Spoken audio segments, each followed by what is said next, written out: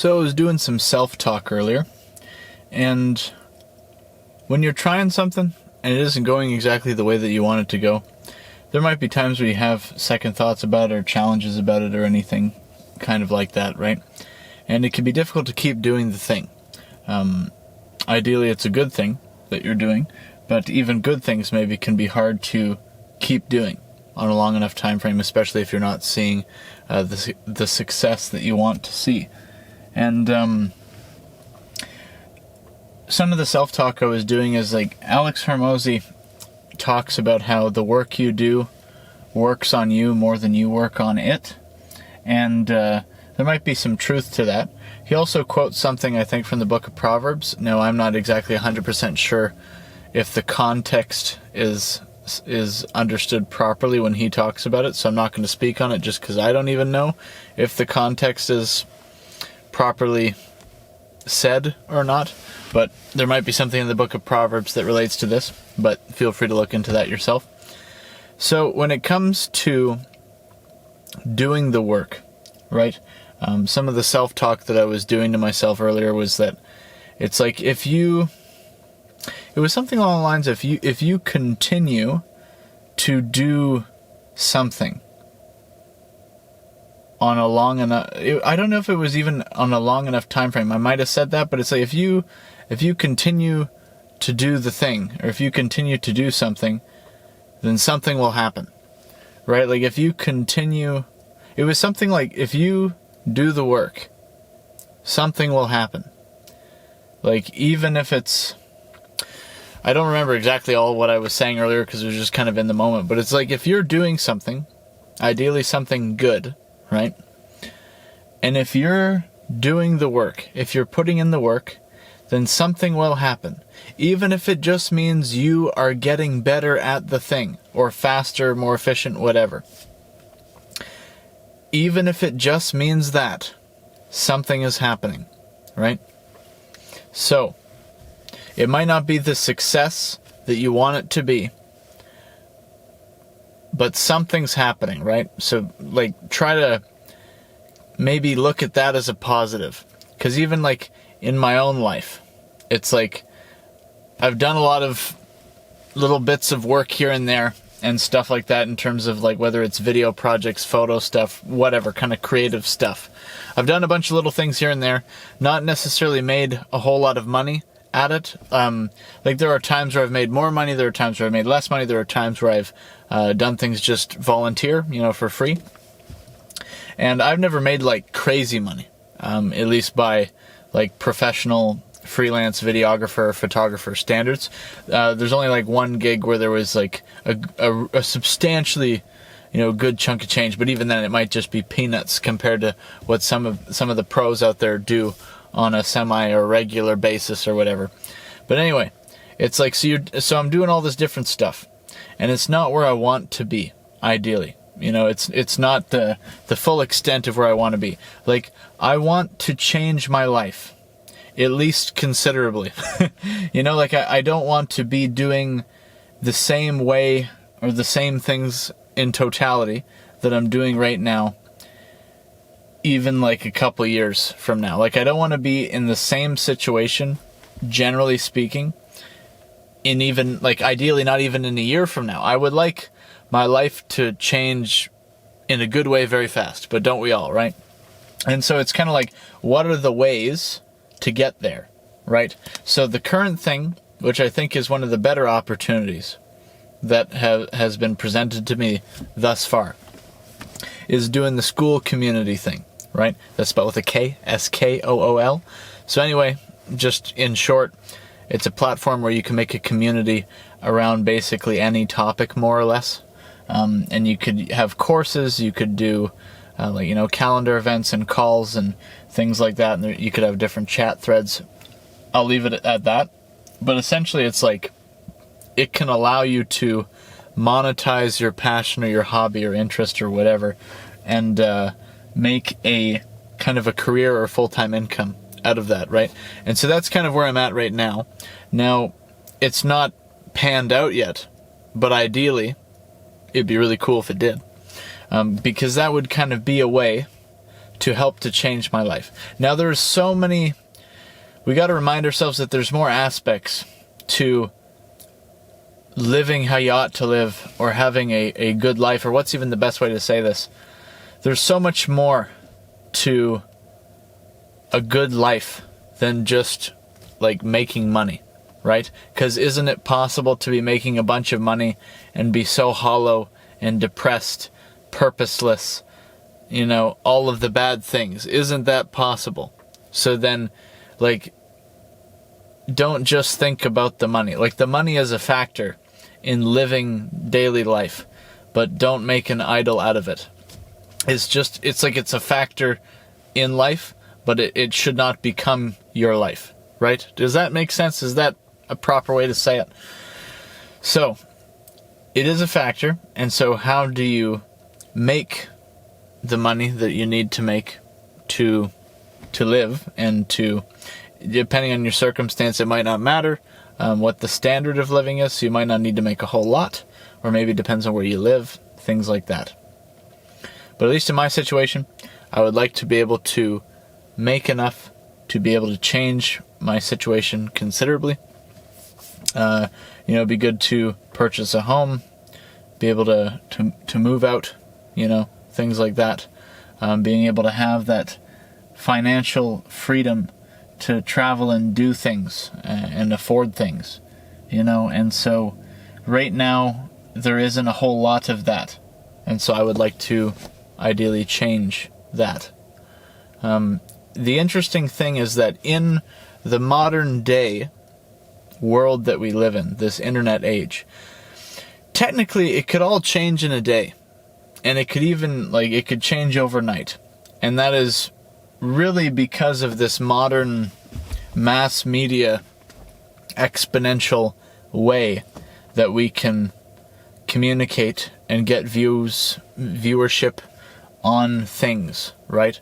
So it's like if you go viral online, that virality or audience or whatever could then be monetized in a way, right? Now it depends on how you do it. There's going to be ethical ways and unethical ways to do it. So I am a fan of the ethical ways of doing things, all right? So I would like to feel good about it. I don't want it to be a scam, you know what I mean? And so for myself, one thing I'm doing right now is just having a Skool community about cameras, right? So it's if you wanted to learn more about camera gear, then there's an option to join my Skool community, and you could ask questions. I got courses, things like that. And so that's there. And so then it's in exchange for you joining the community and paying that little monthly fee, you then could gain access to me and my knowledge and stuff like that. And I'm not some amazing top of the line professional. I just know things. I know some things. And so that's maybe beneficial to somebody who knows less things, Fair enough. So the cool thing about the modern age that we live in is, given this internet age and everything, and how exponential everything can be, and virality and monetizing viewership, right? It's the pipeline, or the process, whatever you want to call it, of doing this is relatively simple. Doesn't make it easy, but it is relatively simple. It's you build an audience around something, right? So let's say it's cameras, in my case. So you build an audience around cameras, around people that are interested in that topic.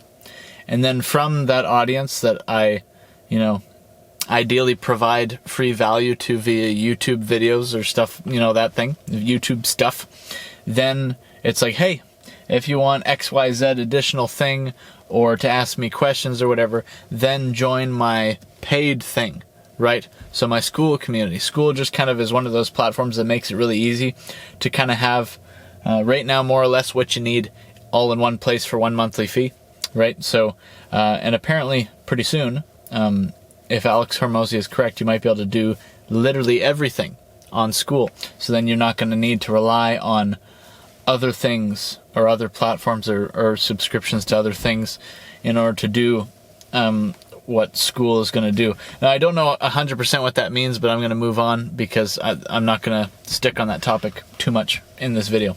But anyway, there's a lot of tools and there's a lot of ways and methods. It kind of seems to make money nowadays. And the thing is like how many people actually know what is available to them and make the best use of it, right? Because with the current tools, if you put the time and the effort in, is it possible that it could work? Like, it's possible. Is it guaranteed? Like, I can't guarantee that it'll work. I haven't even had it work for me yet. So how would I be able to guarantee that it would work for you? But is it possible that it could work for me and you? That's a different question. Is that fair to say that that's a different question? Because possibility is uncertain, right? It's not for sure, but there's like a potential there, right? And so is it worth pursuing just based on the possibility that it could work? Because if it does work, then that could be really cool. And if it doesn't work, then maybe it's kind of just like every other thing you tried and didn't pan out. But maybe the idea is that, eventually something's got to give. That's kind of more or less maybe my mindset sometimes over the last little bit of time. Is like, man, something's got to give because you're trying these things, And so far nothing has panned out. Doesn't mean that nothing will. And so, yeah, it's like when you're trying to keep at it. Because maybe sometimes you get a little pessimistic. I've probably gotten pessimistic however many times.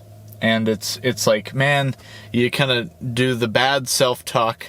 And it's like, I don't know if this is going to work.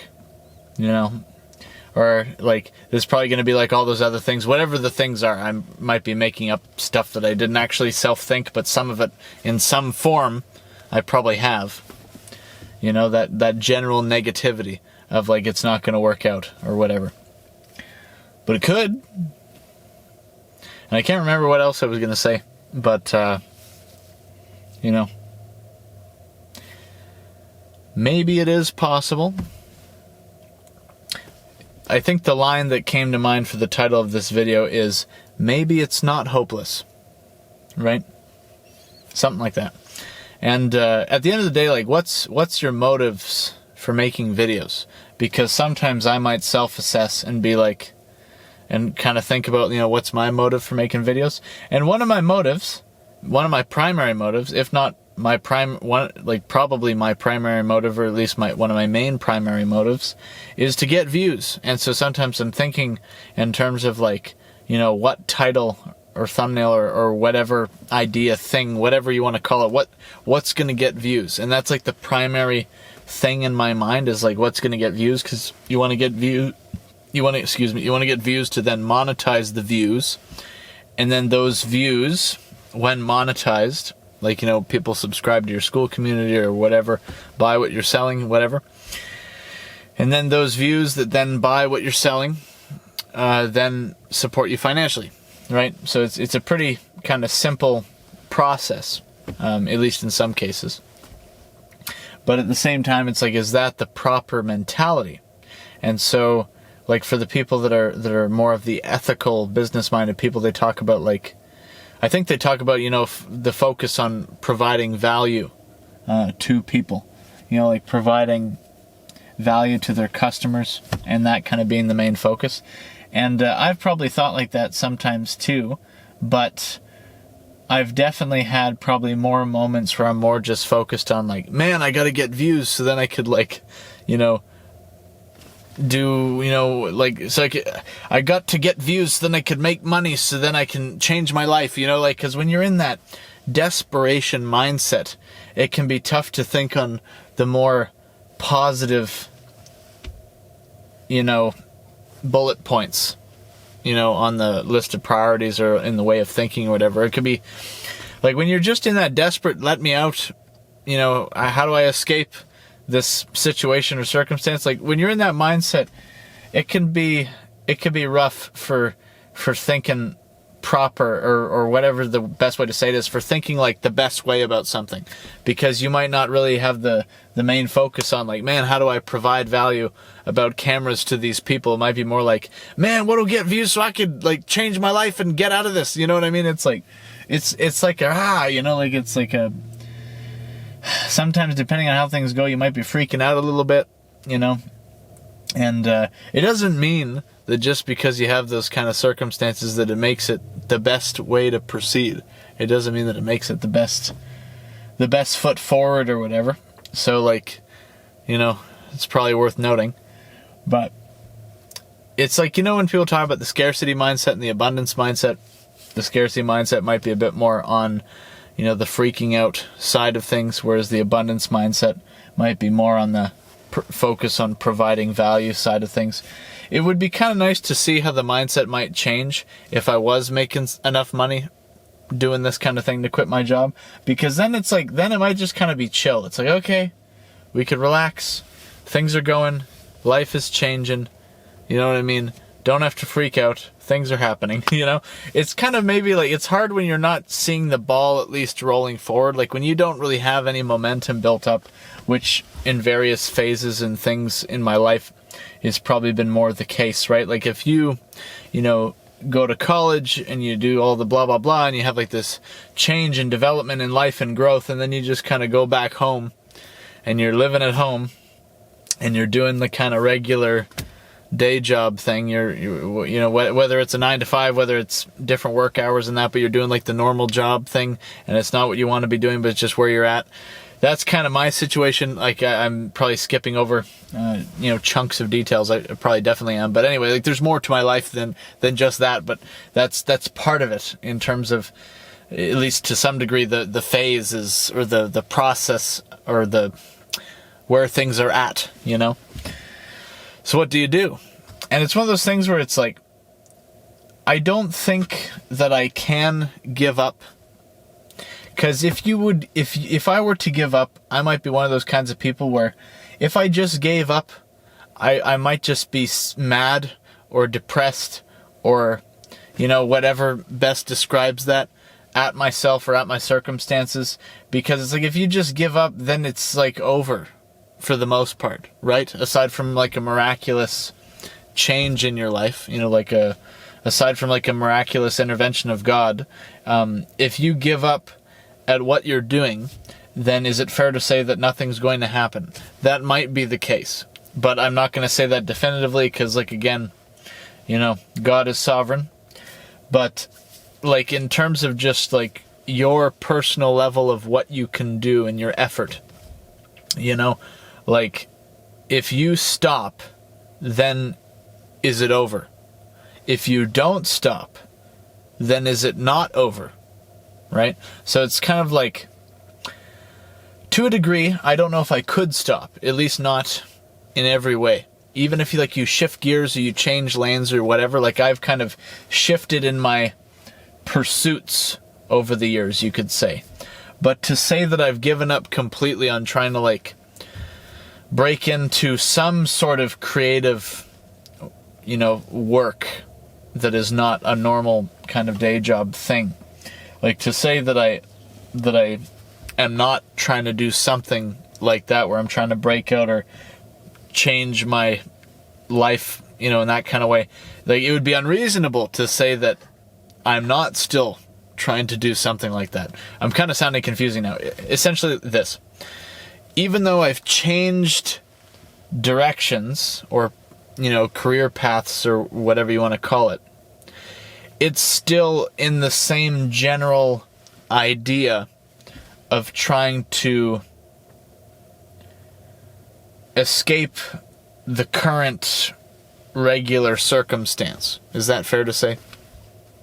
So it's like whether it's doing game development, whether it's working for a specific media company, whether it's doing the Skool Community thing, these are all creative pursuits to varying degrees. They are different pursuits, but they are still in that general kind of vibe or whatever of creative doing something that is not just your normal average 9 to 5 thing. At least for the most part. Anyway, I'm not going to rabbit trail. Got to stay focused here. I got to stay focused. So, this video's probably gone on long enough. Okay, we're pushing over 20 minutes now. Essentially, closing thoughts, okay? If your situation sounds like mine, maybe what we ought to do is just not give up and keep putting, points up on the scoreboard or whatever the phrase is. Maybe we ought to just keep on keeping on, and maybe there will be a point of reaching some sort of critical mass. So I'm reminded of what Sam Ovens is the CEO of Skool, I believe, what he said in an interview, where he said it's like nothing for a long time, and then like all at once, or something like that, in terms of like success, like nothing, or almost nothing, whatever he said, and then all of a sudden it's like all at once, it just kind of happens. I might be misquoting what he's saying, or his story, but anyway, is it possible it could be like that for you, or for me? It'd be great if it was for both of us, where, we both had the good success. Anyway. But if you stop now, will you ever get there? If I stop now, will I ever get there? But if we keep going, just keep marching away here, is it possible that eventually we may break through and reach some sort of positive change in our life circumstance? Is that possible? But is it also possible that if you stop now, you will never know? And regret is probably a very painful thing. I don't know enough about like the long-term regret stuff to really know on another level like some people may. But I'm going to kind of just guess here, or go out on a whim and say that regret is probably a terrible thing. Do you want to get to the end of your life and say, man, I wish I would have tried. I wish I would have stuck it out just a bit longer, doing that cool, creative career pursuit that maybe you felt called to do, or whatever, as long as it's a good thing. I'm going to emphasize right now that as long as it's a good thing that you're doing, because I'm not going to co-sign a bad thing. If you're pursuing something that is good, right? Are you going to regret in 50 years having not followed through on it? Because some opportunities, I'm going to tell you, I'm getting a little bit of chills right now. I'm going to tell you something that a guy told me on a plane, okay? These 2 pieces of advice, roughly, okay? So if you listen to anything, maybe this is a good thing to listen to. So he said something like this. You get about 3 or 4 opportunities in life. So when you see the opportunity, you take it. And then he also said, I'm going to roughly quote what he said. He also said, and you got to have balls. Right? That's what he said. Anyway, you could say it in a bit more polite way and say you got to have guts. But he said, you got to have balls. Right? So I guess it's the idea that like you have the opportunities, the few opportunities in life, or the few really good ones, whatever, that come along. And so when you see it, because you might only get a few, you grab a hold of the opportunity, right? And to a degree, you could also say that it requires guts to be willing to really grab a hold of that opportunity and to go for it, right? If you don't have guts, is it more likely that you will just let it go, let it slide by, let it pass you by, right? Let it pass by you, And so then if you miss it, that is probably what fuels a lot of the regret, or what might fuel a lot of the regret, is if you let the opportunity pass you by and maybe you knew, or that you could have taken it. For whatever reason, maybe you didn't. Maybe that's already happened to you, where you had an opportunity and you let it go. You let it slip, you let it pass, whatever. And maybe that you could have done it. And maybe you're wondering, what if I had have done it? What if I had have taken that opportunity? Where would I be now? Would that have been it? Etc., etc. Some of that stuff might be really painful, Whether it's a financial thing, relationship thing, etc. Right? So, at least, as long as it's a good thing, let that be a learning moment to maybe not let the same kind of good opportunities pass you by going forward. To maybe choose to have a little bit more guts. Or as this guy on the plane said, to have the balls, right? To go for it, right? Because you ever hear people talk about people just letting life happen to them? It's like this, maybe you could assume, really passive existence where you're just kind of letting life happen to you. And maybe you're not actually very active in life in terms of like engaging with life and the day-to-day opportunities and experiences and things, right? It's like, are you really living? Like a quote that could come to mind, that's I think come to mind right now.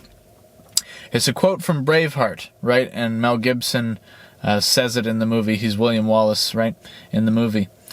And the quote is roughly this: "Every man dies. Not every man really lives." Hopefully that really hits home. And just think about that. And I could ramble on a bit longer about stuff, but I'm going to end it here. So, if this helped, cool. And if you would like to support me in my journey of hopefully changing my life and getting more financially free, feel free to check out my Skool Community, link in description. If you want to start your own Skool Community, I will put my affiliate link in the description as well. Thank you guys for watching. Have a good day.